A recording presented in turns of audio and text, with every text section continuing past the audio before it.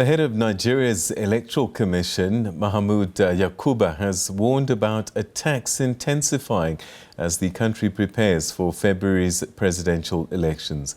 Yakuba said that the commission had already tracked 50 attacks related to the polls in the first month of campaigning alone. The comments were made during an emergency meeting by the commission after two of its officers were attacked on Thursday. Nigerian security forces have been battling a range of threats across the country, including an Islamist insurgency, armed criminal gangs and separatist groups. Last month, the US Embassy evacuated all non-essential staff from Abuja, citing an elevated risk of a terror attack in the capital. Well, for some thoughts on this, we're now joined by Nwachukwu, who's a lead consultant for Silver Chip Fox Consulting. Thanks very much indeed for joining us. Are Nigerian elections always characterized with a level of violence? Well, I wouldn't say it's peculiar to Nigeria. It's peculiar for most developing nations, particularly in the global south. It's not something that's a unique Nigerian problem. Like you mentioned, there are pockets of violence in various parts of Nigeria at the moment, and that possibly is lending to the attacks that are happening. However, my personal view of these attacks are something more of voter intimidation. If we look at it critically, Nigeria has gradually maintained its democratic stance when it comes to handing over power since 1999. We've been steady, we've been steadfast, we've been improving even in our legislation to ensure that our elections are freer and fairer. The president recently signed into law the new Electoral Act, which would help make the elections more transparent and help in the electronic transmission of results. Of course, we would know that politicians who are used to a certain way of doing things will not be happy about that at all. And some of these things are a ploy to either derail the pathway of the election or to ensure that people who would come out and vote will be intimidated. Because, I mean, if institutions like INEC can go into such furious or can be attacked furiously, what's to happen to people who are going to vote? This is what they want people to think. In comparison, between 2020 and May 2021, we had about 41, INEC recorded about 41 attacks. But within this short period this year alone, they've recorded almost 50 attacks. So that's a big record, right? And that's something that should worry state agencies. I think that any right-thinking government official who's in charge of security, internal security at this point, should be drawing strategy on how to ensure that the election should go as planned. Well, let's talk about those security authorities. Are they unable, or do they have an appetite to want to deal with this violence? Because it looks as if it suits somebody. To be honest, there's always someone who benefits from. There's an adage that says that when two elephants fight, the grass suffers, and there's always someone who benefits and the people who suffer in the whole scenario. It makes it harder when people who should be in charge of security are also politicians themselves, right? We find Nana, are you still there? And in government, where people who are supposed to be apolitical were supposed. Can you hear me? Yeah, I'd lost you for a second. Carry on. Okay, I'm sorry about that. I was saying that we have a situation where people who are supposed to be impartial and apolitical when it comes to the affairs of the nation become political, you know? So that's the problem we're having. By now, there are so many reasons for the security chiefs to have been changed, but that hasn't happened, which makes me wonder, is the president sleeping on security issues? Is he not concerned about the implementation of the new electoral act? Because it's going to take a lot of security might to be able to implement such drastic changes. There's been no concrete or no solid strategy or plan towards security for elections in 2023. And that's enough to worry the average Nigerian. It's worrisome. I don't think that there is a strategy that's being implemented, or at least it doesn't appear so. We're not seeing it. The citizens are not seeing it. We're afraid. And the pockets of violence keep growing. That's a big thing to worry about. Is there any clarity on any of the attacks? Who might be behind them? That's a big question. And I'm no security expert, right? There is no clarity. To be honest, this can be anybody. It can be anything from disgruntled young people to disgruntled politicians, and also to terrorists. It can be anybody. The only person who it can clearly point towards is the person who doesn't want elections to happen in 2023. And so far, there's no one who it will benefit for elections not to happen in 2023, except the enemies of Nigeria, whoever they might be. If it escalates as it is doing now, is there a real danger that these polls might not happen or that they get delayed?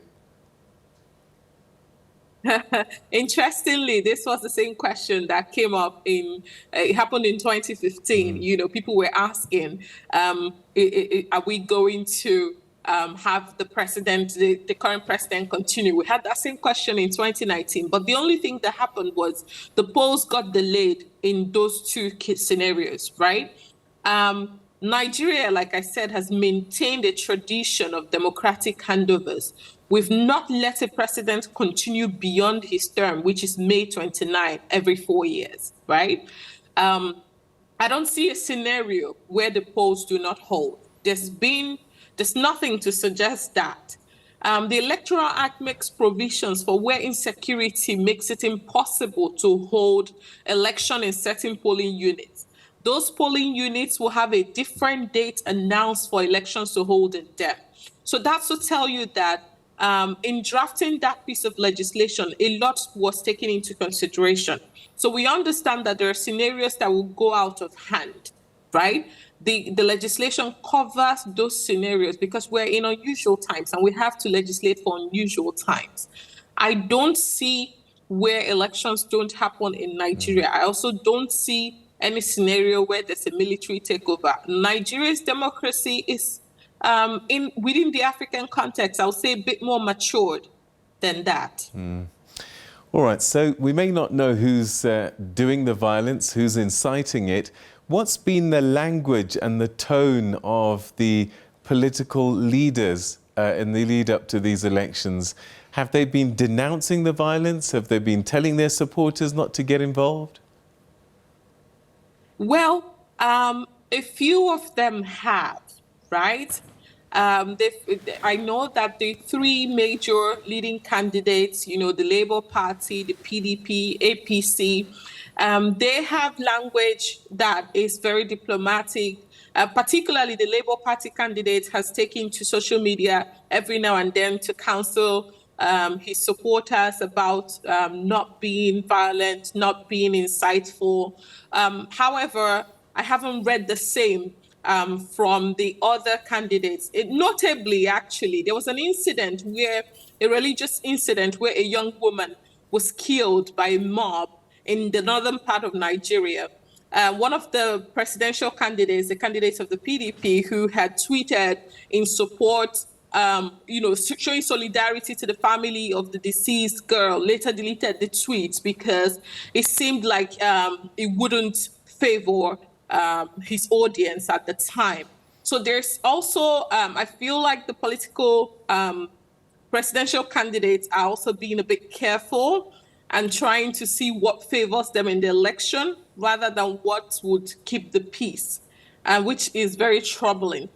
And I also think that I don't think that the buck should stop at the table of the presidential candidates. They're just candidates, right?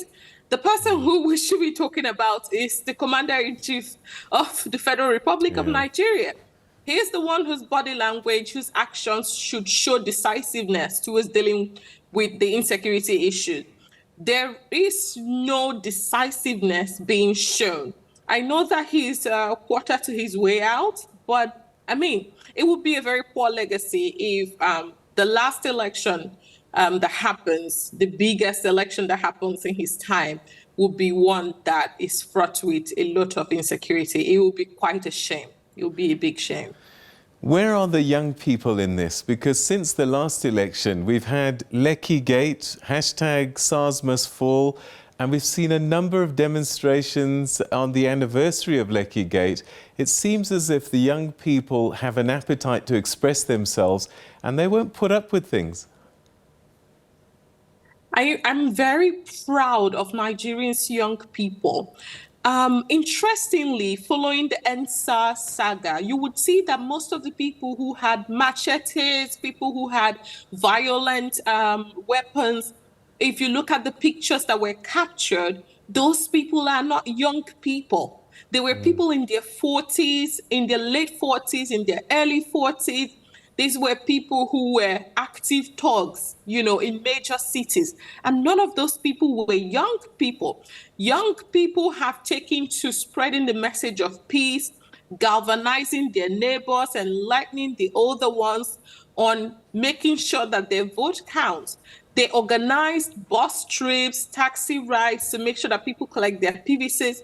I mean, there's some sort of awakening that has happened. It's like people are realizing that we need to take back power, but we can't take power the same way the old people have been using it. So we can't use violence. We're not going violent this time around. So young people are using the technology that's at their disposal. They're using the word of mouth. They're evangelizing. They're going door to door to talk to people. It's so beautiful to watch. It's like coming of age, right? It's really beautiful to watch.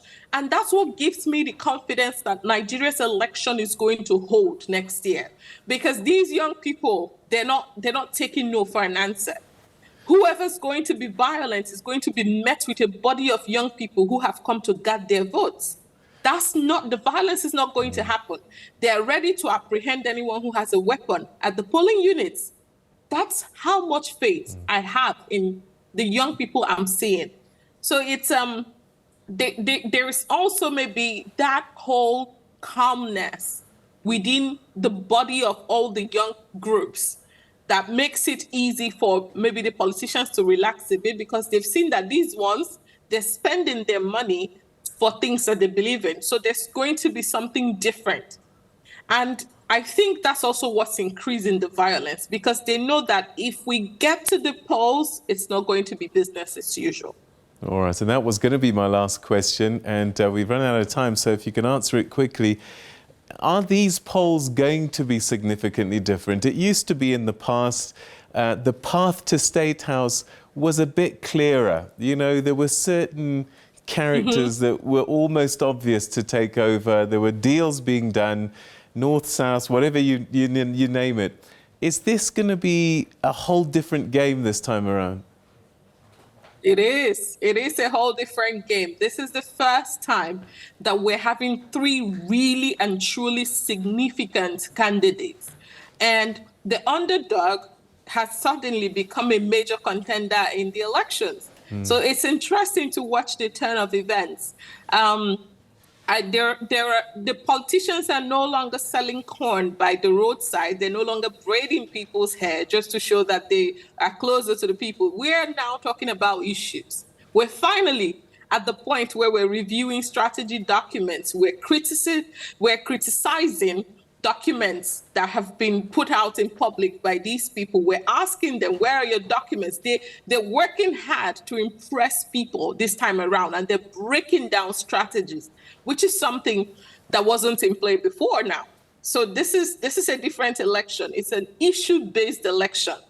And it's interesting and funny at the same time because I'm watching the politicians fall over themselves, trying to impress people, trying to make sure that they answer the question of what's the best way forward for Nigeria. Nana Nwachukwu, always good talking to you. I look forward to many chats as we lead up to these elections. Should be very, very interesting indeed. Thanks for joining us tonight. Thank you very much, Peter. Thank you. All right, that's Nana Nwachukwu, who's a lead consultant for Silver Chip Fox Consulting, one of our regular commentators on Nigerian issues, looking at this current wave of pre-election violence that is being seen across the country.